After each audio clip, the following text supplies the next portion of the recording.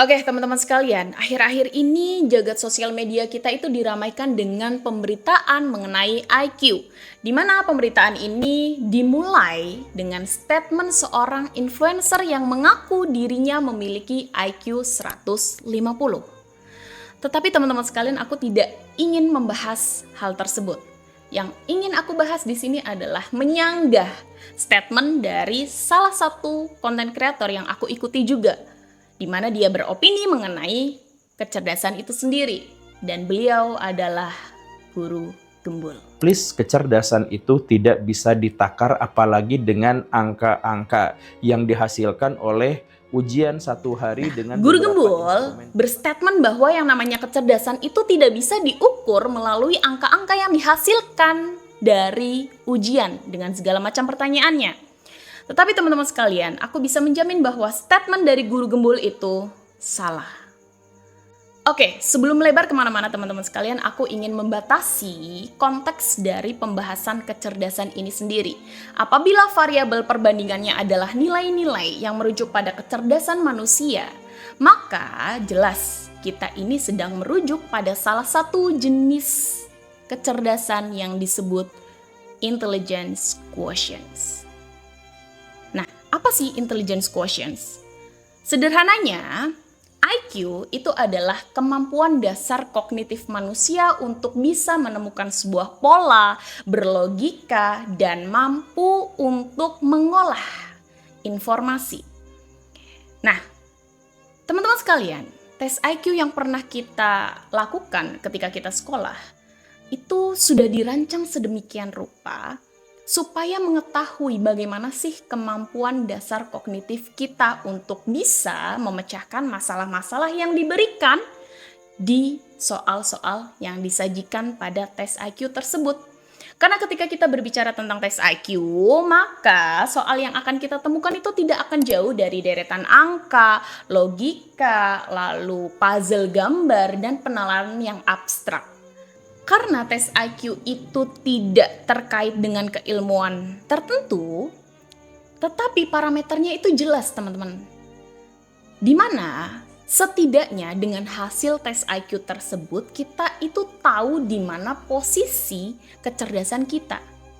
Sekali lagi aku ulangi, tes IQ itu tidak menentukan pasti di mana letak kecerdasan kita. Tetapi setidaknya dengan hasil tersebut kita mampu mengetahui bagaimana kemampuan dasar kognitif kita. Nah, tapi sekarang pertanyaannya adalah, apakah kemampuan dasar kognitif kita itu mempengaruhi kesuksesan seseorang di dalam kehidupan atau mempengaruhi kelancaran karir seseorang ke depannya? Dan jawabannya tentu teman-teman sekalian, ini sangat berpengaruh. Kenapa hal ini berpengaruh? Karena ketika kita berbicara tentang kemampuan dasar kognitif seseorang yang tinggi, maka mereka memiliki probabilitas yang lebih untuk bisa mempelajari soft skill atau kemampuan baru bahkan dalam waktu yang singkat.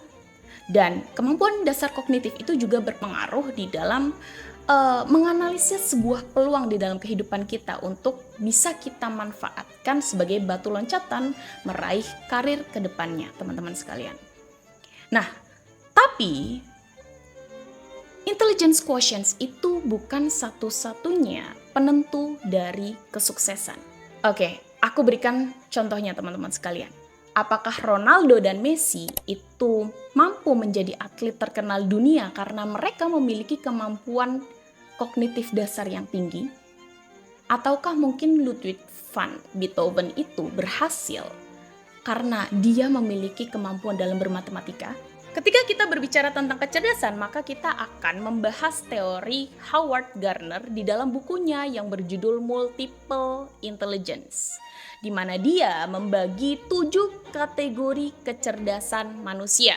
Dan yang pertama adalah jenis kecerdasan linguistik. Jenis kecerdasan ini akan kita temukan pada orang-orang yang memiliki kemampuan di dalam berbicara, di mana mereka itu mampu menarik atensi atau perhatian dari audiensnya. Dan kecerdasan ini akan kita temukan pada sales terkenal di dunia dan pada para politikus yang terkenal dengan retorikanya. Dan jenis kecerdasan yang kedua adalah logis matematik, di mana kita akan menemukan jenis kecerdasan ini pada orang yang memiliki tingkat IQ atau intelligence quotient yang tinggi. Karena orang-orang dengan tipe kecerdasan ini memiliki pemikiran yang logis dan mereka mampu dengan mudah menemukan pola. Sehingga orang-orang dengan kecerdasan ini biasanya itu adalah ahli di bidang matematika. Dan yang ketiga itu adalah jenis kecerdasan spasial. Nah, teman-teman sekalian, kita akan menemukan jenis kecerdasan ini pada seseorang yang ahli masalah gambar ataupun desain. Dan salah satu tokoh yang terkenal memiliki kecerdasan ini adalah Pablo Picasso, yang terkenal dengan karya-karya revolusionarisnya dengan aliran kubisme. Selanjutnya, kecerdasan tipe keempat itu adalah kecerdasan kinetik fisiologis, di mana kecerdasan ini akan kita temukan pada orang-orang yang jago banget di bidang olahraga. Kenapa? Karena mereka sebenarnya memiliki kemampuan muscle memory, di mana otot-otot mereka ini mampu merekam setiap gerakan yang mereka pelajari bahkan dalam waktu yang singkat. Dan contohnya orang-orang yang memiliki kecerdasan ini adalah orang-orang yang sudah saya sebutkan tadi di awal, yaitu ada Ronaldo, ada Messi, ada atlet basket seperti LeBron James, dan salah satu ambasador Nike yaitu siapa?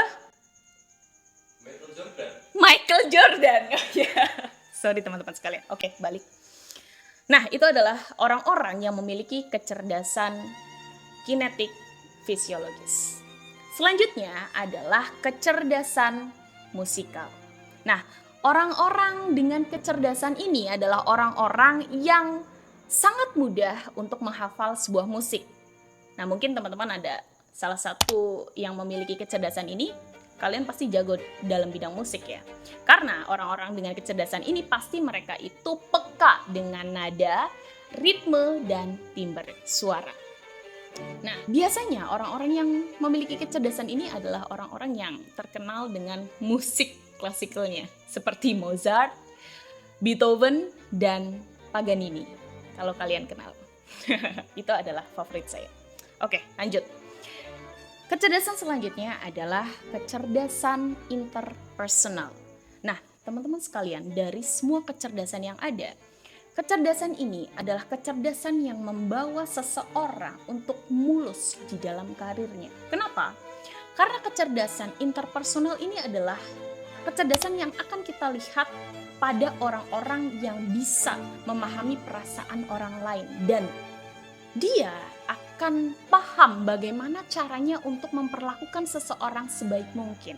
Dan orang-orang dengan kecerdasan ini dikenal dengan orang-orang yang memiliki kecerdasan emotional quotient. Nah, kenapa sih karir mereka itu bisa mulus? Karena orang-orang dengan kecerdasan ini mereka itu mudah bergaul. Ketika mereka mudah bergaul, maka jaringan mereka akan semakin luas. Dan ketika mereka memiliki link yang luas, maka mereka akan semakin membuka lebar kesempatan untuk mendapatkan peluang-peluang di dalam karir mereka. Dan orang-orang seperti ini biasanya paham atau mengerti apa maksud atasannya. Sehingga orang-orang dengan kecerdasan ini akan dengan sangat mudah mendapatkan kepercayaan atasan. Di mana ketika mereka sudah mendapatkan kepercayaan dari atasan, maka karirnya akan semakin mulus ke depannya. Nah, selanjutnya teman-teman sekalian, jenis kecerdasan yang terakhir itu adalah kecerdasan intrapersonal. Nah, jenis kecerdasan ini adalah kecerdasan yang dimiliki seseorang untuk bisa memahami dirinya sendiri. Dan orang-orang dengan kecerdasan ini bisa memproyeksikan tujuan kehidupan dia itu mau dibawa kemana. Dan biasanya mungkin teman-teman pernah ya punya teman yang dimana dia itu sudah tahu nih mau masuk kuliah jurusan apa. Dan biasanya orang-orang seperti ini adalah orang-orang yang ambisius untuk meraih tujuan kehidupannya dan meraih tujuan apapun itu, entah karir ataupun cita-citanya. Dan dari semua golongan atau kategori kecerdasan yang ada, orang-orang dengan kecerdasan ini adalah orang-orang yang paling tertata kehidupannya, teman-teman sekalian. Nah, dari 7 kategori kecerdasan yang ada, sayangnya ilmu pengetahuan atau sains saat ini baru hanya bisa mengukur kecerdasan tipe nomor 2, yaitu logis matematik. Dan belum ada tolak ukur untuk bisa mengukur kecerdasan yang lainnya yang dimiliki oleh seorang manusia. Tetapi dari semua hal yang paling penting teman-teman sekalian, kita itu harus mulai memahami atau mengetahui jenis kecerdasan mana yang kita miliki supaya kita bisa memaksimalkan potensi yang ada di dalam diri kita sehingga kita mampu membuka peluang yang lebih lebar untuk bisa mengejar ketertinggalan kita atau achieve tujuan kita di dalam karir ke depannya. Oke, mungkin itu saja penjelasan dari aku teman-teman. Jangan lupa komen di bawah. So, see ya.